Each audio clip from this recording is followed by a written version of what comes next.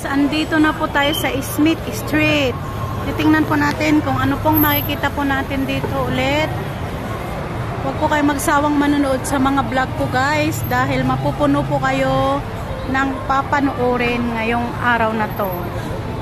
Thank you for watching guys. Puro ornaments, mga pan-display sa bahay. Yun. Titingin po tayo doon kasi gusto ko rin po dito yung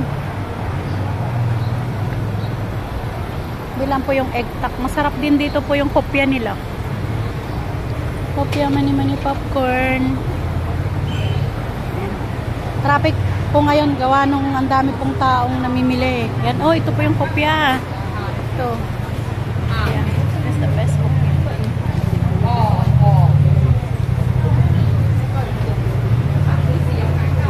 Ito yung mga binibenta po nilang lapchong.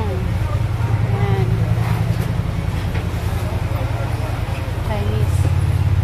Chinese mga tidbits po, love letters.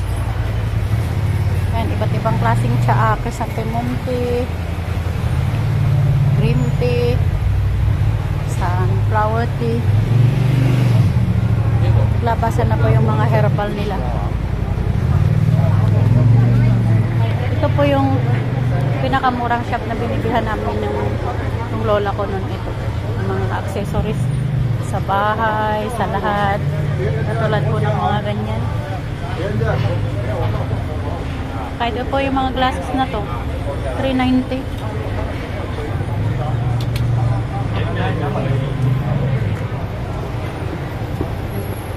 Ito rin po kami nakakain ng ng turtle.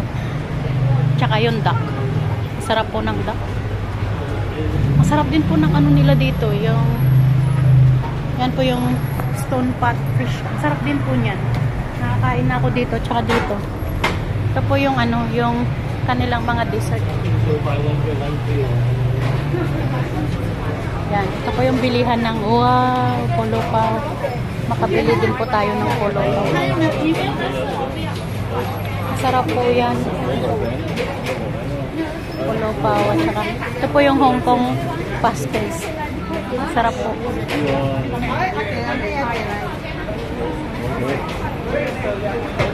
Lahat po pinagpipilahan yun kasi mga Hong Kong pastilles ang sarap-sarap talaga. Paborito ko doon yung polo ban. Polo pao ang tawag. Dito po maglalakad po tayo ulit dito. Guys, ang dami-dami binibenta po dito. 3.14 po yung kanilang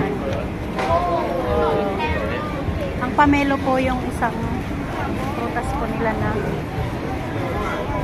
and po ay isang prosperity na prutas. Ito po yung mansanas. Ito po yung mango.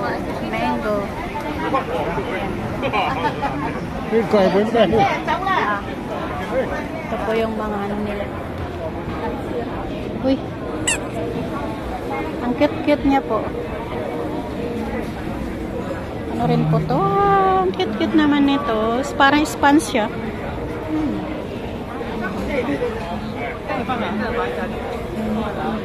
Yan guys, mga pan-display po nila. So, tsaka ito po yung homemade na tikoy. Yan ang tikoy nila po dito.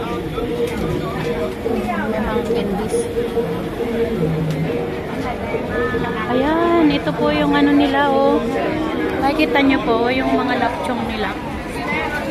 Ito yung mga homemade lapchong po nila dito. Mabili po ito kasi panglawak sa hotpot, sa rice, pang-steak, panglawak sa ebalon. Ang dami po. Chorizo, Vitor, klase, Grabe. Ang dami pong mga vlogger dito. the rice, steamy, all these things. Sobrang dami ng vloggers. Madami po ding tourists. Ayan. Mata ng baboy. Masarap po ito. Nilalok po nila ito sa rice. Prosperity.